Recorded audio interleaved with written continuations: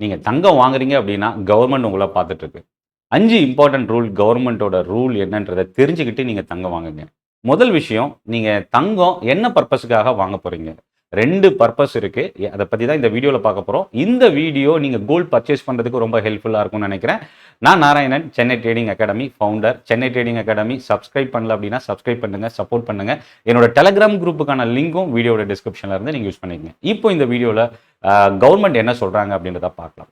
முதல்ல 5 ரூல் பார்க்கறதுக்கு முன்னாடி நீங்க கோல்டு வாங்க போறீங்க அப்படின்னா 2 விஷயம்.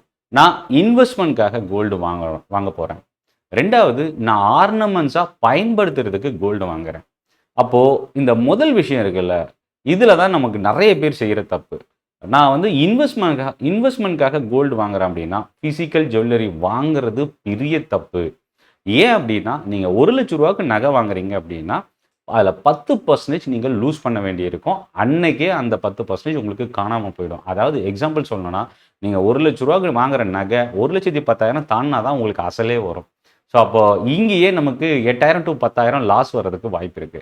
ஸோ, அப்போ நீங்க இன்வெஸ்ட்மென்ட் அப்படின்னா ஒரு 3 வழிய நீங்க ஈஸியா சூஸ் பண்ணலாம். 1 ஸ்டாக் மார்க்கெட்ல ஒரு டீமேட் அக்கவுண்ட் ஓப்பன் பண்ணி தங்கம், சில்வர் நீங்க இன்வெஸ்ட் பண்ணலாம் ஆன்லைன்லயே. இதுல ரொம்ப ரொம்ப குறைவான சார்ஜஸ் தான். எப்ப வேணா வாங்கிக்கலாம், எப்ப வேணா வித்துக்கலாம். பணம் தேவைப்படும்போது நீங்க எடுத்துக்கலாம். 2வது மியூச்சுவல் ஃபண்ட் மூலியமா நீங்க தங்கம், சில்வர் வாங்க முடியும்.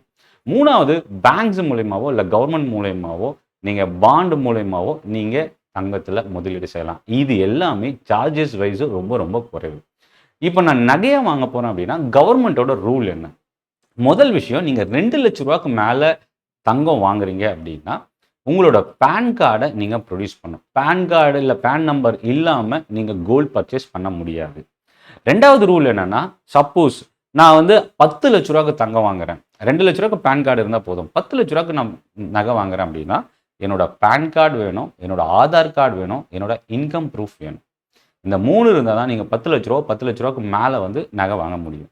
3வது ரூல் என்னன்னா, இதுல நெறைய பேர் ரொம்ப ஸ்மார்ட்டா நம்ம யோசிப்போம். ஸோ ரூ. 10,00,000க்கு நகை வாங்குனா தானே நம்ம இந்த டாக்குமெண்ட்ஸ்லாம் சப்மிட் பண்ணணும். நான் ஒரு லட்ச ரூபாய்க்கா தனித்தனியா நான் வாங்குறேன் அப்படின்னா, அதுவும் ஓவரால் கன்சாலிடேட் பண்ணும்போது என்ன அமௌண்ட் வருதோ அத தான் கணக்குல எடுத்துப்பாங்க. இதுல இன்னொரு விஷயம் என்னன்னா, ஜுவல்லரி பெனால்டீஸ் வந்து இம்பாக்ட் ஆகுறதுக்கும், டாக்ஸ்ல பிரச்சனை வர்றதுக்கும் வாய்ப்பு இருக்கு. ஸோ 4வது ரூல் என்ன அப்படின்னா, கோல்டோட வேல்யூல 3% ஜிஎஸ்டி.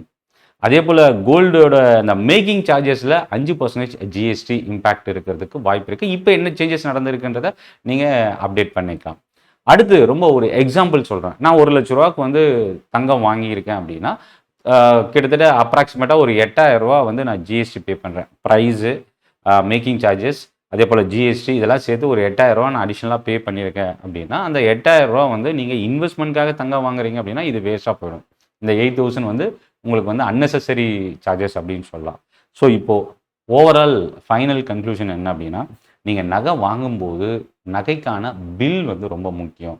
ரூ. 1,000 ரூ. 2,000 10,000 கம்மியா தராங்கன்றதுக்காக பில் இல்லாம நகை வாங்காதீங்க. மோர் தென் 2 லேக்ஸ்க்கு மேல நீங்க நகை வாங்கும்போது.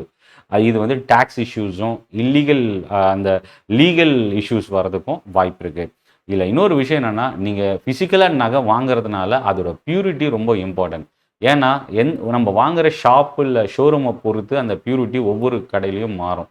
ஸோ, அப்ப என்னன்னா, நீங்க என்ன மாரி பியூரிட்டி அதுக்கான ஸ்டாண்டர்ட் குவாலிட்டி இருக்கான்றத செக் பண்ணிட்டு பர்ச்சேஸ் பண்ணுங்க. ஸோ, இதுல இன்னொன்னு ரீசேல் வேல்யூ இருக்கணும். நீங்க வாங்குற நகை. ஒரு சில நகையில வந்து பார்த்தீங்கன்னா, அந்த ஸ்டோன்ஸ் எல்லாம் இருக்கும். அது வந்து ரீசேல் வேல்யூ உங்களுக்கு ஒரு சிலர் போகாது அப்படின்னுவாங்க. அதனால ரீசேல் போற நகையா பார்த்து நீங்க பர்ச்சேஸ் பண்ணுங்க. இந்த வீடியோ உங்களுக்கு நகை பர்ச்சேஸ் பண்றதுக்கு ஹெல்ப்ஃபுல்லா இருக்கும்னு நினைக்கிறேன். இந்த வீடியோ பத்தின உங்களோட ஃபீட்பேக்க கமெண்ட்ல போஸ்ட் பண்ணுங்க. இதுவரைக்கும் நீங்க சென்னை ட்ரேடிங் அகாடமி சப்ஸ்கிரைப் பண்ணலனா சப்ஸ்கிரைப் பண்ணுங்க, சப்போர்ட் பண்ணுங்க. நன்றி, வணக்கம்.